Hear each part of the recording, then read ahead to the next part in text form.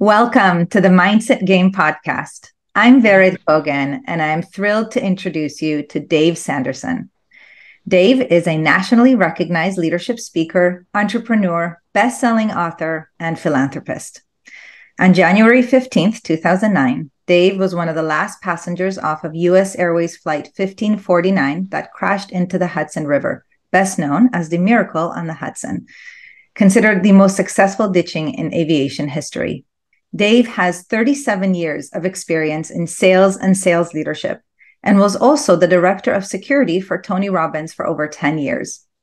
Named one of Inc.com's top 100 leadership speakers, Dave now travels the world to share his inspirational leadership lessons, specializing in working with established and emerging leaders and entrepreneurs to help them find opportunities out of uncertainty.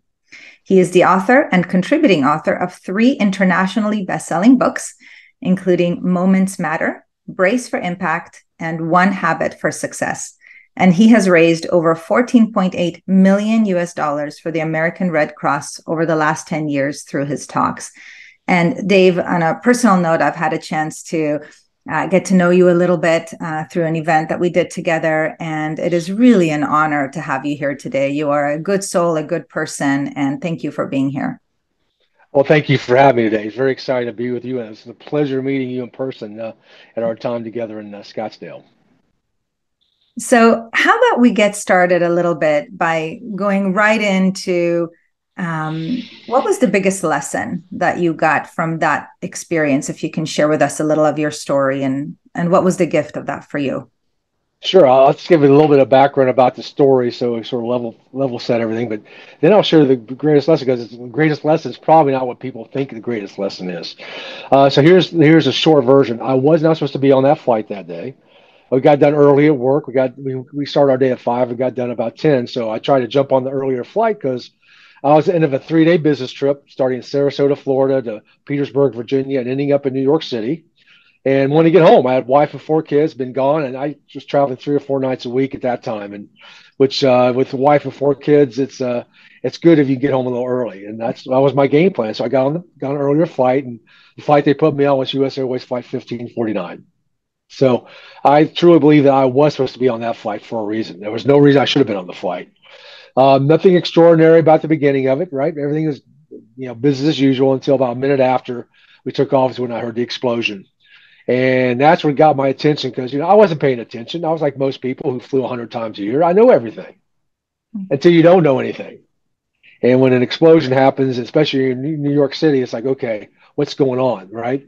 And fortunately for us, I saw fire underneath the left wing. So I thought, okay, plane lost an engine.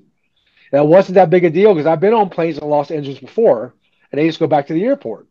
So that's no big deal until all of a sudden you start banking, and I saw the skyline of Manhattan right there. I'm like, okay, I've never seen that before. So maybe we're just going back a different way. And then all of a sudden you hear the captain say his famous words, "This is your captain, brace for impact." And that's the moment you knew something was going on, because no one knew until about a minute or so after, when the crew knew that what happened on the left side of the plane where I was sitting at 15A also happened on the right side of the plane. Same exact second.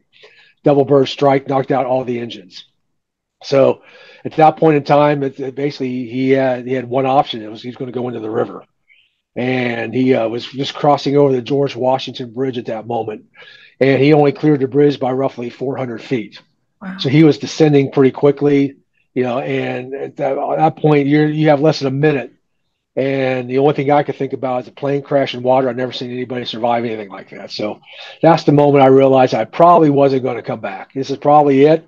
So you have to get your ducks in a row. And I tell people, I prayed. I prayed, and I prayed for a few things. One thing I prayed for is forgiveness, because candidly, at this, a minute later, I could be going to heaven. And I had no choice. I had no options. I mean, basically, you have no control over the situation. It's going to happen. And as we know the story now, he successfully got the plane into the water. Hard hit. I mean, it definitely was a hard hit. It basically a jarring hit. But now you got the other issue. Yeah, the plane's down and you're alive, but the plane's sinking in water, in 36-degree water. Now you got to get out of a sinking plane. So, one of the things I learned, Red, when I was young is, especially when I played sports, you have to have a game plan. In sports, you always have a game plan before a game. So My game plan as we were going down was aisle up out. I kept saying that in my head, aisle up out, aisle up out. Because if I did survive, I had to have a game plan. So my game plan, aisle up out. So when we got down, it was my time to get to the aisle. I was going ready to go out. Then something changed at that moment for me to basically change the entire direction of what I was going to do. Because I heard my mom speak to me. My mom passed away in 1997, but there's something she would tell me when I was a child that popped into my head and was, if you do the right thing, God will take care of you. And I grew up in a small town outside of Cincinnati, and where people knew everybody and everybody had everybody's back.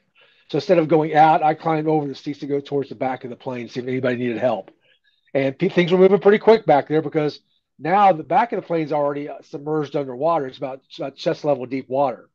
So you had to move. So people were moving. I got behind the last person and I made my way out. The first light that I saw was on the right side of the plane at 10F. I'm like, I'm out of here. Got to get out.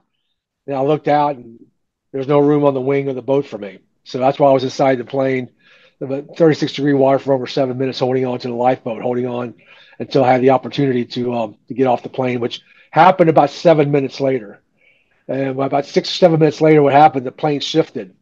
And I didn't know what happened until later, but I found out that one of the boats that was part of the rescue, as he was backing out, he hit the front of the plane and it shook the plane. When it shook the plane, I felt water go up my back, and the first thing I thought was Titanic. This thing's going down, and I got to get out. And that's why I had to jump in and start swimming to the closest boat that I could find, have to be into that wing. And I tell people that was the longest 15-yard swim of my life. Because not only was the water 36 degrees and I was fully clothed, but there was jet fuel in the water. That's why you see me wearing glasses, because I got jet fuel in my eyes. They found out later when I got back to Charlotte, I got my eyes checked. But I got out. And that's a little bit about the story about how it happened and how I got out. But then the biggest lesson did happen for about a week to 2 weeks after that. But I think it was about 2 weeks, because 2 weeks later I was invited along with some other passengers and crew to be on Good Morning America. Mm. And I was honored to be a part of that with the passengers. But they have a green room, right? And the green room is where, right, they basically put you in, before and after. We were in the green room after, and I heard one of the passengers start getting a little vocal, a little emotional, and I'm like, "What's wrong with this guy?" I mean, we survived the plane crash. We're on national TV. How bad can it be? And then what I found out later, that he had lost his job and was going through a divorce. And he basically, the meaning he attached to the plane crash was devastation. And I started thinking to myself, how many times in my life have I judged somebody so quickly before I knew their backstory? How many, I've done that all of my life, right? I mean, we're all judgmental. And I just said, if I could just change one thing, if I could just try to be less judgmental, how could that affect my life? And I started to do that. I started to say, okay, I'm not going to judge anybody until I know their backstory. I'm going to ask questions. And I started doing that over and over. And all of a sudden I realized the less judgmental I became, the more opportunities opened up in my life. Mm-hmm. And I think that was the biggest lesson, is like, if I could just do what Martin Luther King said, judge people by the content of their character. Don't judge people up front. And it changed my entire direction of my life, because all of a sudden I'm going places around the world, speaking, meeting people I would never have the opportunity to meet, like yourself. I've never met you if I hadn't become less judgmental. So I tell people the biggest lesson is, you become less judgmental, just don't judge somebody till you know their backstory. Watch what happens in your life. It definitely opens up avenues you would never have the opportunity to go down. Absolutely. And I'm very grateful that you and everyone on that plane obviously survived. And I think that lesson is an important one for people to really embrace today, because, a lot of people are struggling and silently struggling. And, there is shame around sharing with people what's really happening. And so many people put on masks and, they go through life with these masks, and no one has any idea of what is really happening. It's important to be curious, and it's important to have compassion and to lean in and just suspend or soften or completely discard judgment if we can.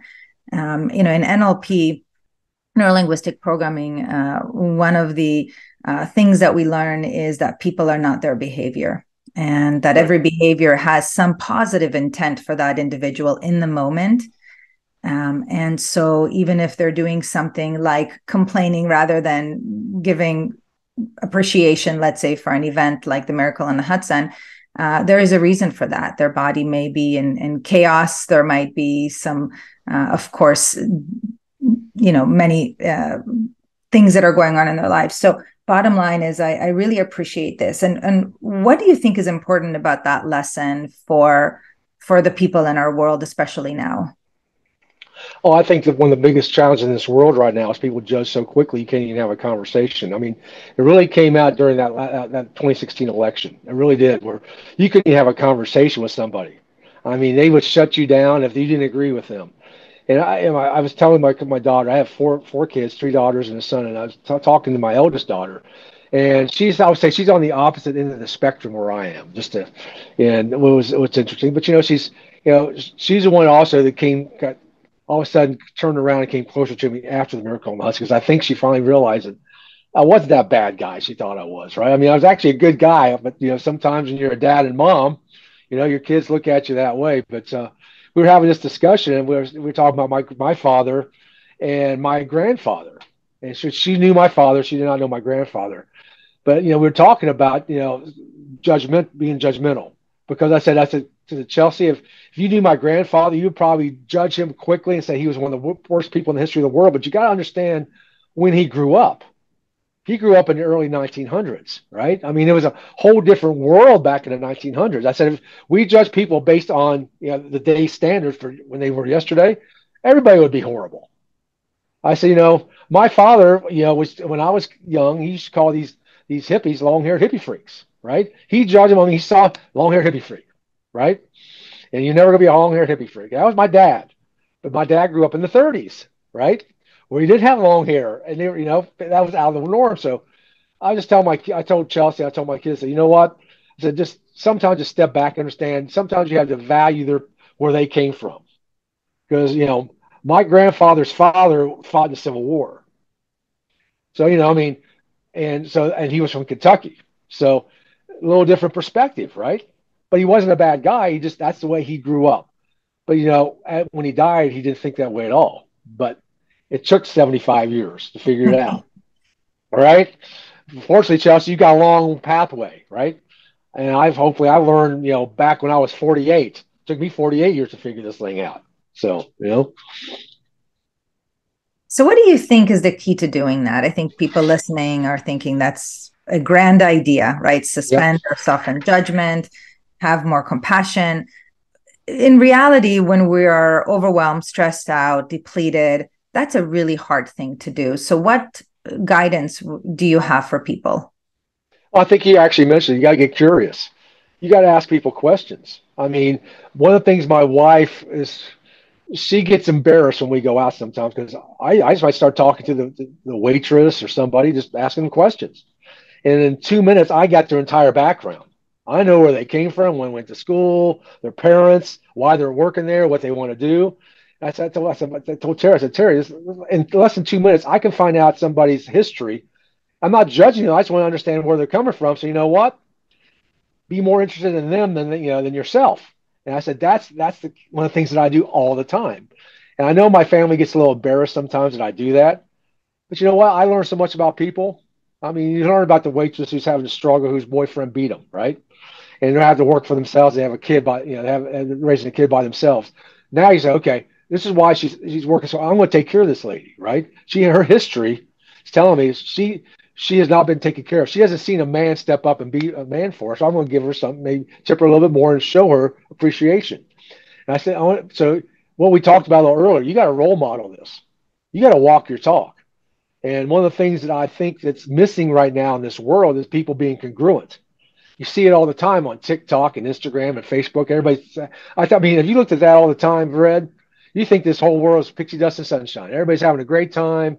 Things are so easy for everybody. Then you realize that, they're not making anything. They're not doing anything. They're just trying to blow themselves up so they can have significance, right? One of the 6 human needs is the need to feel significant.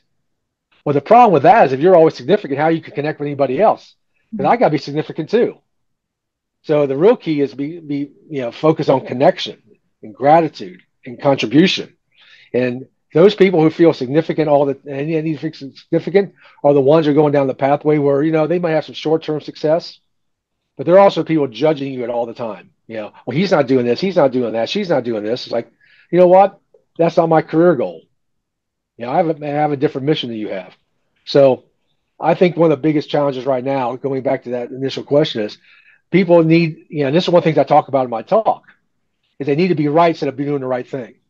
They need to be right. So therefore, they're shutting down communications because if you and I are not, I'm right, you got to be wrong. There's a zero-sum game in a lot of people's minds. Instead of thinking, you know what, there might be 4 or 5 different perspectives on this. Maybe it's a mix of all this. But I'll tell you, it's hard to talk to some people right now.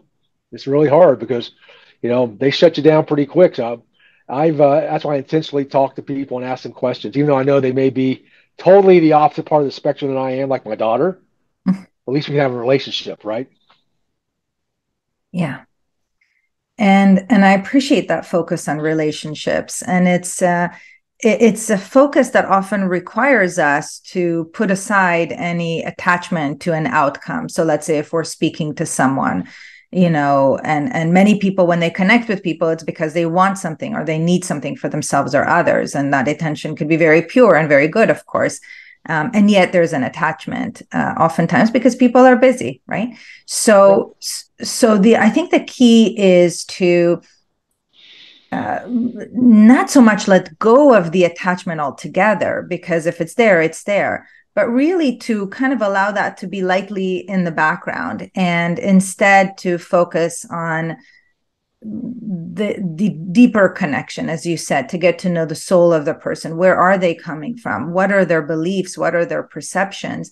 And kind of meet them there, from a genuinely curious, authentically curious place. You and I will always have something in common. I will find what's in common with us, right? I'll give you an example. We start talking. I said, where are you from? You said Israel. All of a sudden, I connected with Israel because I was supposed to go to Israel, right? And all of a sudden, we have that connection. Everybody's got a connection. You just got to dig a little bit to find what that can. As soon as you have that connection, you're walking down parallel instead of this way. And that's why I always look for that one piece of connection. What is it? And I found it with you. We have 2 or 3 connections. And I can go down 2 or 3 different paths and build rapport. Because once you're in rapport, as you know in NLP, you can pretty much accomplish anything when you got rapport. Yeah.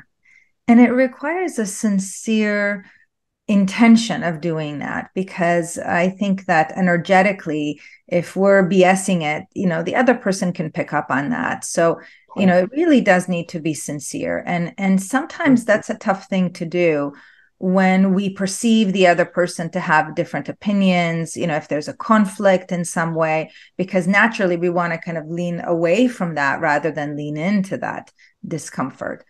And so I guess, what do you think is most important for leaders in particular to know about this capability of connection and curiosity? Yeah, I appreciate you asking that question because that's actually what I wrote my blog about today. Is that right there? Because I'll give you the story behind it. When I was head of security for Tony Robbins, one of the benefits and privileges I had was I got to escort his VIPs. The team got to escort his VIPs, and I had the opportunity to escort General Colin Powell. He was at that point, he retired general before he became Secretary of State. We were in the elevator coming down. He was going to speak at the event, so I was just escorting him down the elevator to the venue. We were in the elevator, and we stopped on the floor, and some of the cleaning crew from the hotel was getting on. Said, "Please, can you take the next?" My protocol was, "Can you please take the next one? And he said, "No, hold on, just hold on." He goes, everybody's got a job to do. He said, they have a job to do. It's like you have a job to do, and I got a job to do. He says, people value people, and that stuck with me because there's a lot. So now it's like if I can remember, I want to be around people who value other people first. There's a lot of people who don't value people. They, like you just said a moment ago, they have something in the personal they want out of it. Instead of giving first, they take first. So that lesson he taught me, people value people, is one of the greatest lessons I ever learned because that's how he became who he became. He was a Joint Chiefs of Staff, led and helped victory for the first Iraq War, right? Because he valued people first. And that was a great lesson in my life. Yeah, that is a beautiful lesson. Thank you for sharing that story. And And when it comes to judgment of others, oftentimes that stems from our own beliefs about what is right, what is wrong, what is good, what is bad. And it really is just our own beliefs. And they may be very false beliefs that are not really founded in anything that is true now, right? Maybe it was a decision we made a long time ago that we're not even conscious of in order to survive in some way, in some event. And we kind of tend to stick with that. And so what about when people are not able to release that judgment, or certainly on their own without coaching, without support? How can they lean into curiosity when they just have a lot of anger or judgment or blame, defensiveness? Well, one of the things I also in my talks talk about is the meaning you attach to something that produces the emotion in your life, and emotion is your life. So everything comes down to the meaning you attach. And I'll go back to that when I shared about that gentleman who got a little vocal in the green room. And I shared the meaning, I realized the meaning he attached to that situation of Miracle on the Hudson was devastation. That's the meaning, because everything around him was going sideways in his life, right? To me, the meaning I attached, it was a blessing to me, total blessing, because it opened up a whole new world to me and my mission in my life. So I had two different meanings, same situation. But how do you change that? Well, you have to reframe it, right? You have to reframe that meaning. So, one of the things I'll give you a little story. I was actually coming back from a speaking engagement from the Gold Coast of Georgia. I was on I-95. Now, if you've never been on the East Coast, I-95 is like a parking lot. I mean, basically, it's just thousands of cars. You can't go fast, right? So I was making my way back home, and I was sitting there. I got a phone call, and it was from a friend who knew me from the Tony Robbins world. He said, "Listen, I need your help." I said, "Okay." So I need you to talk to this lady. She just survived the avalanche in Nepal, and she's shut down. She's a friend. She won't come. She won't talk about it. She's locked down. Talk to her. I said, "What can I do?" She goes, "Well," he said, "You just survived a plane crash. At least you can have a conversation, right, about disaster." I said, "Okay." So, Fred, I talked to this young lady, and she was locked down. I mean, she was locked down because she was one of the four survivors of that avalanche, and the meaning she attached to that was survivor guilt. Why did she survive and they didn't? Why? Right? She was so in her head about it. And I shared a story with her, what happened to me shortly after the Miracle on the Hudson. It was about 2 months later is when that plane crashed in Buffalo. And basically went into a house on the approach to the runway, killed everybody on the plane. It was a Comair flight. And I had a client on that plane from Charlotte. And I did a TV interview because one of the things I unfortunately get to do is when there's a disaster, a transportation disaster, I get called because they want the passenger perspective, right? So I did this interview in Montreal, and one of the questions he asked me is, "Why do you think those people died on that plane, but you didn't die on your plane?"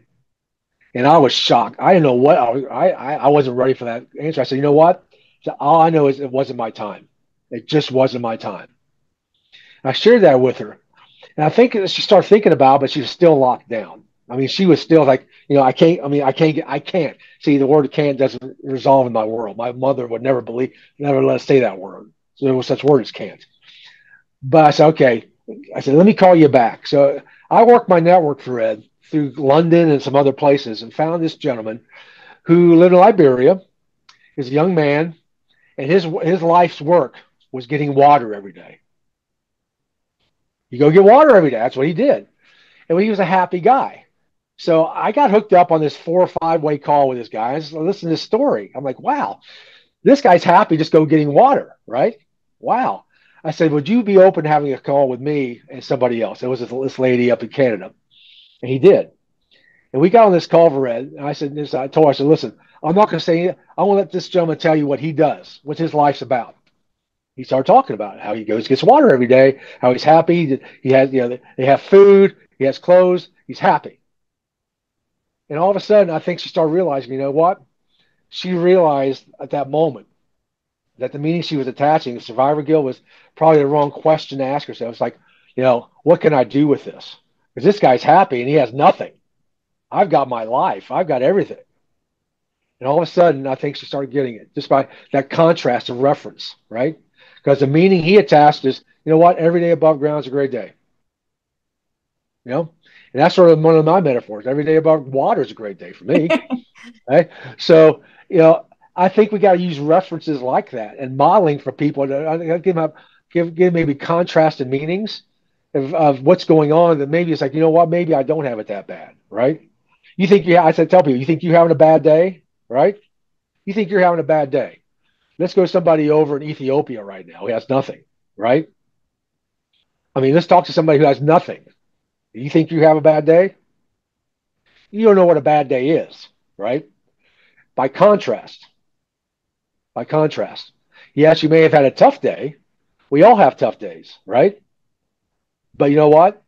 There's always the sun comes up the next day, right? But it all starts with your mindset. And that's what I try to teach people, is about how to reframe meanings with their mind, and how to do that effectively through their state management, through meanings, through getting it out of your body. I mean, there's a lot of different ways that we do it. But yeah, so I think that's the way that I coach people on how to do it, because there is a strategy for everything. And like my mom told me a long time ago, you're not the first person to go through this. Mm-hmm.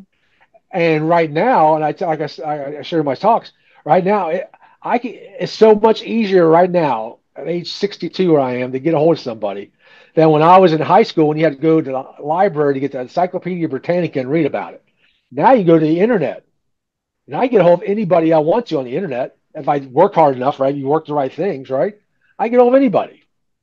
I mean, I've talked to people that you would never even, wow, how do you get a hold of him? Because I went to the internet, did my little connection thing. Through LinkedIn, I found somebody who answered my question. You can get on anybody. So there's no limitations, right? People, only limitations right here. You got to marry the mindset of unlimited capacity. That's what I tell people. You got to marry that, divorce limitation, marry the unlimited capacity, and watch what happens in your life. Dave, I so appreciate that you shared with us this capacity that each of us has, which is the ability to shift the meaning that we give to things in our life. And that is really a shortcut to transmuting judgment into curiosity and perhaps even compassion. And I think that the meanings that we give to things in our life, our belief systems, really do reflect in every area of our life, right? They get projected back to us. And when we are able to find that ease, that appreciation, just like the gentleman that you mentioned, that his job is to bring water every day in whatever is happening right now, it's like it opens us up to, I believe, greater powers, to greater guidance. And this goes back to kind of releasing the attachments, as we talked about earlier, to like believe that the universe is indeed friendly, as Einstein said, and to consider that choice. Yes, is it hostile? Is it friendly? And if we choose to believe it is friendly, then all of our perceptions get filtered through that. So if I find myself in freezing waters and jet fuel, right? If I'm able to, once I, of course, self-regulate and I'm in the right state, when I'm able to see the meaning of grace and appreciation and just the joy of living, then clearly my life is going to play out very differently than that gentleman who struggled. And it's not only shifting the meaning that he gave, obviously, to the experience of the crash, it's the experience of the divorce, the experience of the job loss, all of those things. Stacks. Exactly. Stacks. Which is why when we speak of transitions, especially when there are many different changes and things that are not working our way, as we at least expected it to be, then we really need to create some kind of a completion around the mindsets that got us to where we are, right? So that we can create something that is truly different. And I think a big part of that is shifting judgment, shifting our perceptions around ourselves and others to have more grace, to have more compassion. I think that it's just, as you said from the get-go, it just opens up so many new opportunities. Yeah, that's why my tagline is creating opportunity out of uncertainty, because this world is nothing but uncertain right now. But people have figured out how to create opportunities out of that uncertainty. And it's not just financially.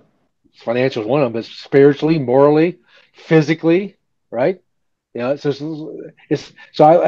look at things. One of the things I talk about is process saves lives. There's a process around everything.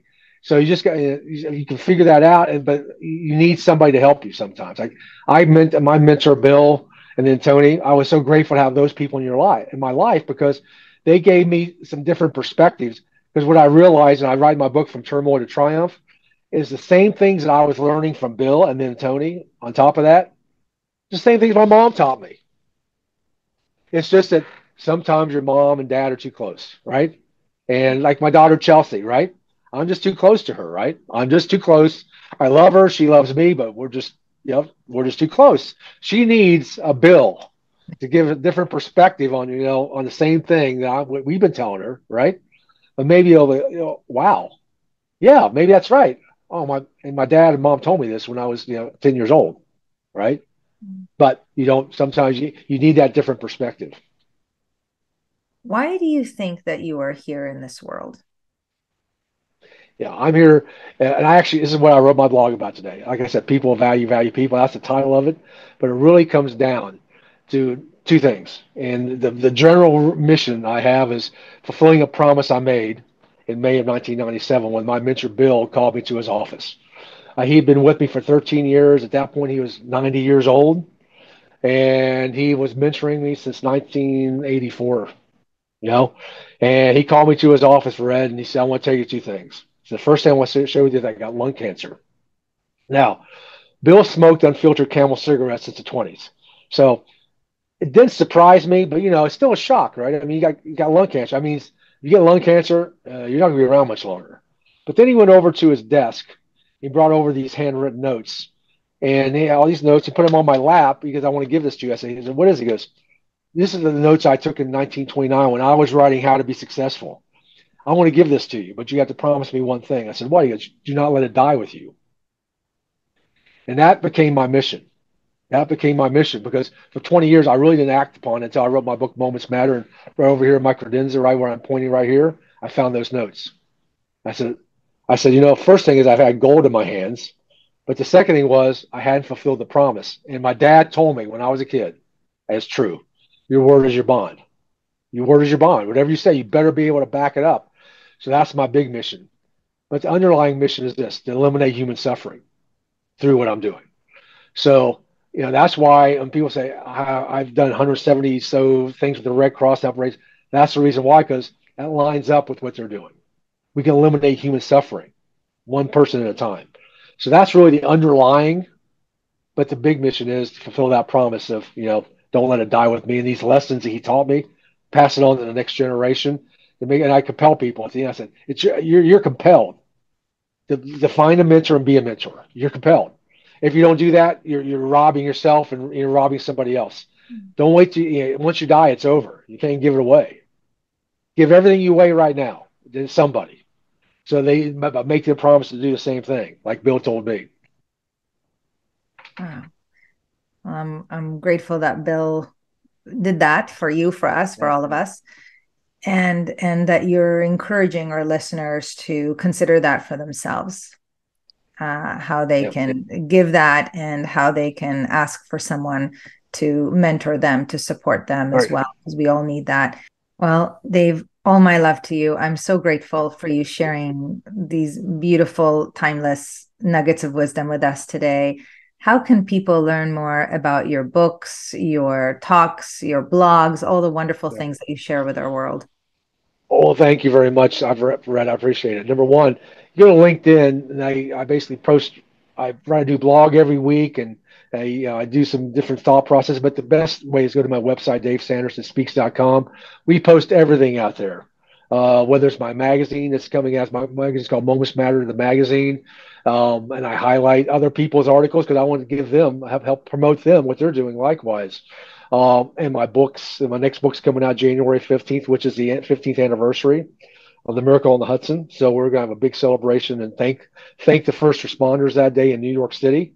And we're going to launch the book that day. Likewise, I'm going to donate all that money to a foundation there in New York City to give back. Because, that day, once again, wasn't about me. It was about all those other people that basically helped us have this kind of day. So, the website, DaveSandersonSpeaks.com, check it out. And if you have, like we talked about before, if you have interest, have anybody who may need a speaker to come in just to give some inspiration or leadership thought processes, check us out on the website. I'd be more than happy to get back with you.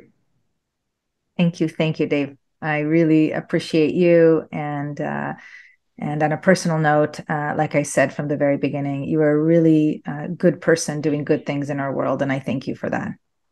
Thank you. I'm honored to be here with you, Fred.